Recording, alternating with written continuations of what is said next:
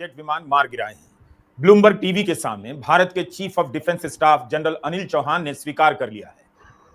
CDS Anil Chauhan ने साफ कह दिया कि हाँ, भारतीय सेना को विमानों का नुकसान हुआ है। ये पहली बार है कि जब भारत की तरफ से किसी टॉप आर्मी ऑफिसर ने पाकिस्तान के साथ जंग में अपने लड़ाकू विमानों के नुकसान को सार्वजनिक रूप से माना है। कि 3 वजह, 3 महत्वपूर्ण घटनाक्रम आज घटते दिखाई दिए।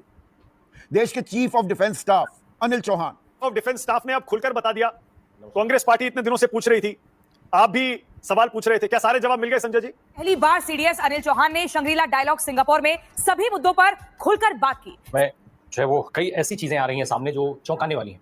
लेकिन इस पूरे मसले पर पहली बार, आप कह सकते हैं पहली बार, एक औपचारिक बयान आया है। सुब्रमण्यम स्वामी ने अभी 24 घंटे भी नहीं बीते थे, सुब्रमण्यम स्वामी ने कहा था कि भारत के 5 जहाज पाकिस्तान में गिरा, कि भारत के फाइटर जेट को मार गिराया गया है। हमने नहीं माना, हमने माना ही नहीं। कुछ ने डर की वजह से नहीं माना, कुछ ने जानबूझकर नहीं माना कि हम तो मानेंगे ही नहीं। भारतीय सेना को जेट का नुकसान उठाना पड़ा, भारतीय जेट गिरे 1, 2, 3 इसके बारे में डिफेंस ऑफ स्टाफ ने यह स्वीकार किया है कि भारत को कई विमानों का नुकसान हुआ है। Chief of defence staff general Anil Chauhan ने पहली बार ये माना कि इस ऑपरेशन में, यानी कि ऑपरेशन सिंदूर में फाइटर जेट्स गिरे।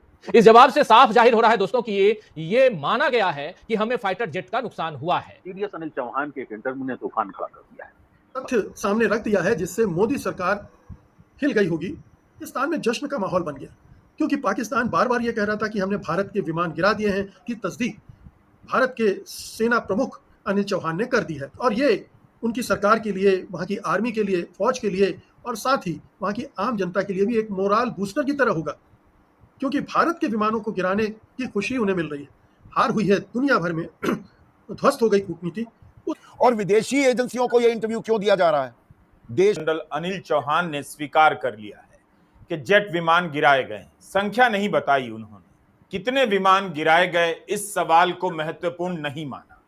उनके इंटरव्यू की व्याख्या होगी कि उन्होंने विमान गिराए जाने से ज्यादा इस पर क्यों जोर दिया कि गिराए जाने के बाद हमने अपनी कमियों को समझा।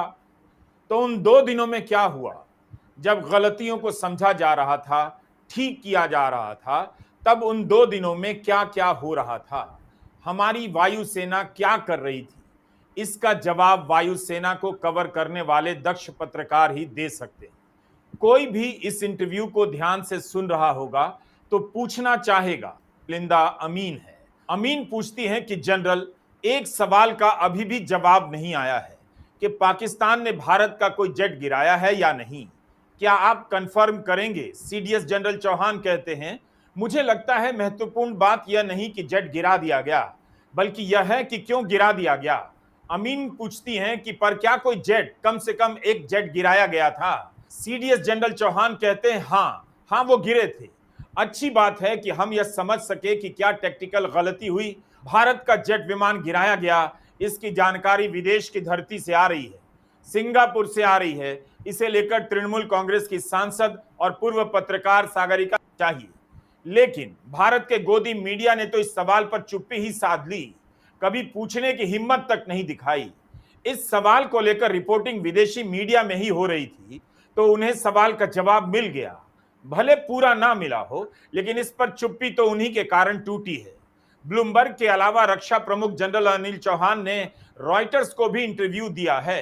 रॉयटर्स को इंटरव्यू देते हुए सीडीएस जनरल चौहान ने कहा है कि 7 तारीख को शुरुआती फेज में कुछ नुकसान हुए, लेकिन गिनती वो मायने नहीं रखती। से सवाल उठ रहे हैं। सीडीएस जनरल चौहान ने यह नहीं कहा, इस पर आप क्या कहेंगे? जवाब में स्वामी कहते हैं 5 विमान गिरे हैं।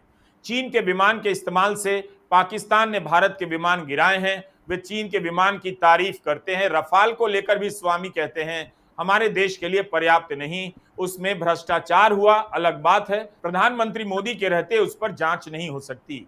लेकिन सीडीएस जनरल चौहान ने स्वीकार तो कर लिया कि विमान गिरा है। कितना विमान गिरा है यह साफ नहीं, कौन सा विमान गिरा है यह भी साफ नहीं। दोस्तों, chief of defence staff Anil Chauhan ने एक ऐसा तथ्य सामने रख दिया है जिससे मोदी सरकार